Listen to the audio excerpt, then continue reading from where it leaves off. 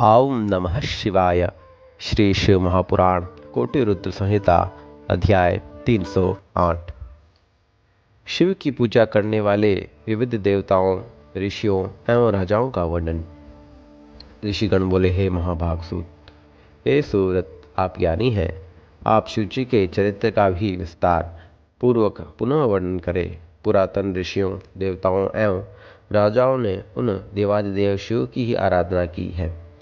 सूत जी बोले, हे श्रेष्ठ ऋषियों, आप लोगों ने उत्तम बात पूछी है, आप लोग सुने। अब मैं शंकर के मनोरथ चरित्र का वर्णन आप लोगों से करता हूँ, जो सुनने वालों को भोग तथा मोक्ष प्राप्त होता है। पूर्व काल में नारद ने यही बात ब्रह्मा जी से पूछी थी। तब उन्होंने प्रसन्नचित्त होकर मुनि श्रेष्ठ नारद से कहा था। ब्रह्मा जी बोले, हे नारद, आप प्रेम से सुनिए। मैं आपके स्नेह के कारण महापापों का नाश करने वाले शिव के श्रेष्ठ चरित्र का वर्णन करूंगा। लक्ष्मी सहित विष्णु ने शिव जी की पूजा की और परमेश्वर की कृपा से उन्होंने समस्त मनोरथों को प्राप्त किया। हे तात, मैं ब्रह्मा भी शिव जी की पूजा करता हूँ और उन्हीं की कृपा से सदा विश्व की सृष्टि करता हूँ। मेरे पुत्र परम ऋषिगण भी नित्य शिव पूजन करते हैं एवं अन्य जो ऋषि हैं वे भी शिव की पूजा करते हैं। हे नारद, आप तो विशेष रूप से शिव की पूजा करते हैं। वशिष्ठ आदि संतों ऋषि भी शिव की पूजा करते हैं। महापतिव्रता अरुंधति, लोपामुद्रा, गौतम स्त्री अहिल्या भी शिव की पूजा करती है। दुर्वासा, कौशिक, शक्ति, दधीच, गौतम, कर्णाद, भार्गव, बृहस्पति, वैशंपायन, ये सभी मुनि शिव की पूजा करने वाले कहे गए हैं। पराशर तथा व्यास भी सर्वदा शिव की ही पूजा में लगे रहते हैं। उपमन्यु तो परमात्मा शिव के महाभक्त हैं। ज्ञानवल्लक्य, जैमिनी एवं गर्ग भी महाशैव है। शुक, शौनक आदि ऋषि शिव की भली भांति पूजा करने वाले हैं। इस प्रकार अन्य भी बहुत से मुनि तथा मुनि श्रेष्ठ हैं। देव माता अदिति अपनी पुत्र वधुओं के साथ प्रेम से तत्पर हो शिव पूर्वक प्रीतिपूर्वक नित्य पार्थिव पूजन करती है। इंद्रादि लोकपाल, अष्ट वसुगण देवता, महाराजिक देवता और साध्यगण भी शिव का पूजन करते रहते हैं। गंधर्व, किन्नर आदि उपदेवता शिव पूजक हैं एवं महात्मा असुरगण भी शिव के उपासक माने गए हैं। हे मुनि, अपने छोटे भाई तथा पुत्र सहित हिरण्यकश्यपु तथा विरोचन एवं बलि भी नित्य शिव पूजन करते रहते हैं।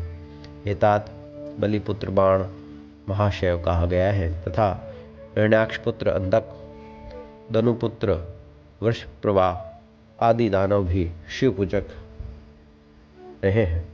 शेष, वासुक, तक्षक, अन्य महानाग तथा गरुड़ आदि पक्षी भी शिव भक्त हुए हैं।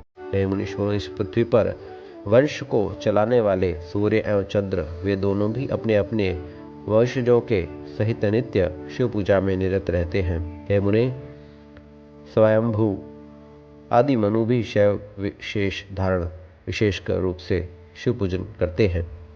प्रियव्रत, उनके पुत्र, उत्तानपाद के पुत्र एवं उनके वंश में उत्पन्न हुए सभी राजा शिव पूजन करने वाले थे।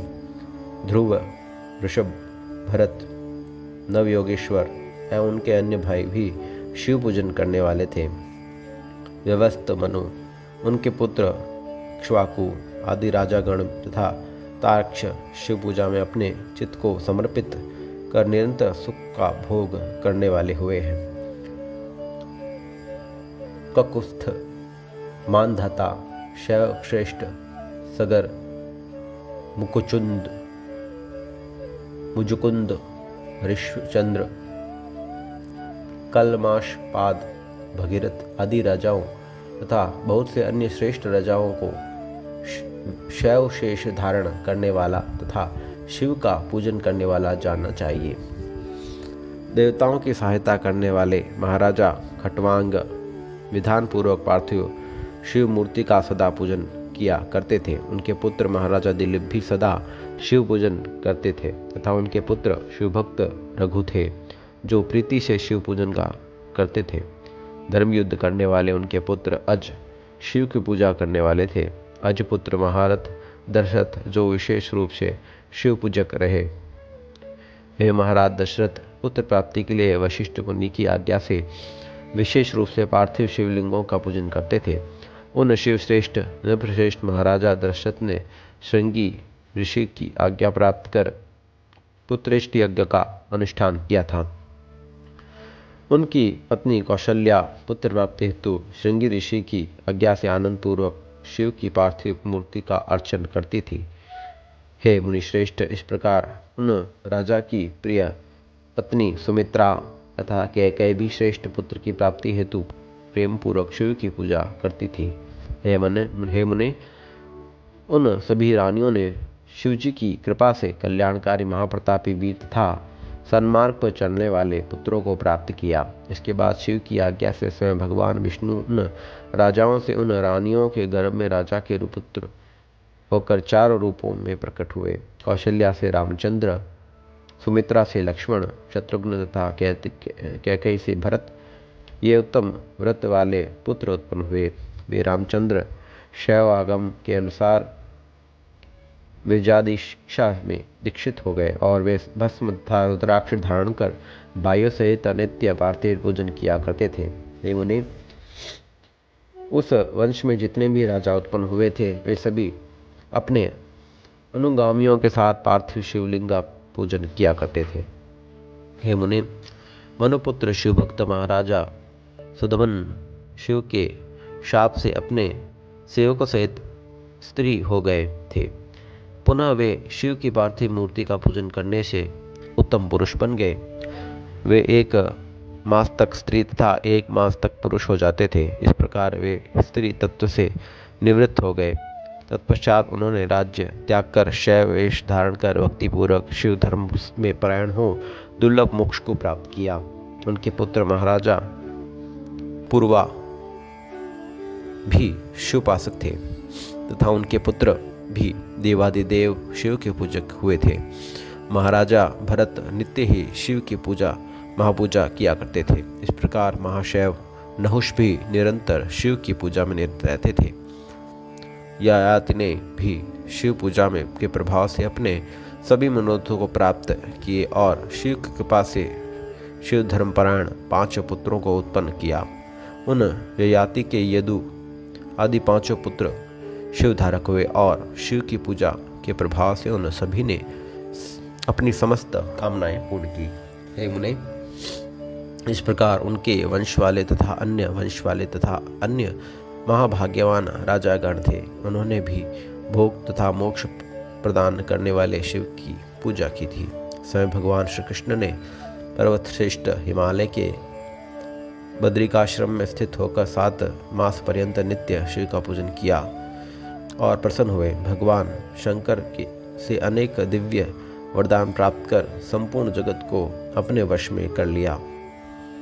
हे तात, उनके पुत्र प्रद्युम्न सदा शिव की पूजा किया करते थे तथा कृष्ण के सांब आदि अन्य प्रमुख पुत्र भी शिव उपासक थे। जरासंतो महाशैव था ही।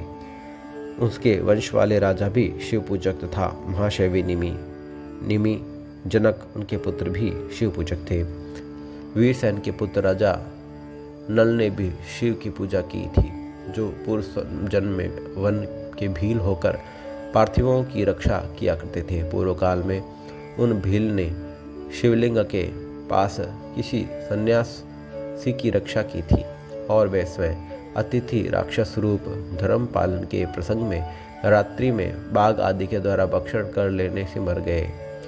उसी पुण्य के प्रभाव से भील दूसरे जन्म में चक्रवर्ती महाराजा नल हुआ और दमयंती का प्रिय पति था। हे तात, हे अनग, आपने शिवजी का जो दिव्य चरित्र पूछा था वह सब मैंने निवेदन किया। अब और क्या पूछना चाहते हैं? ओम नमः शिवाय। शिव महापुराण कोटि रुद्र संहिता अध्याय 308 संपूर्ण हुआ।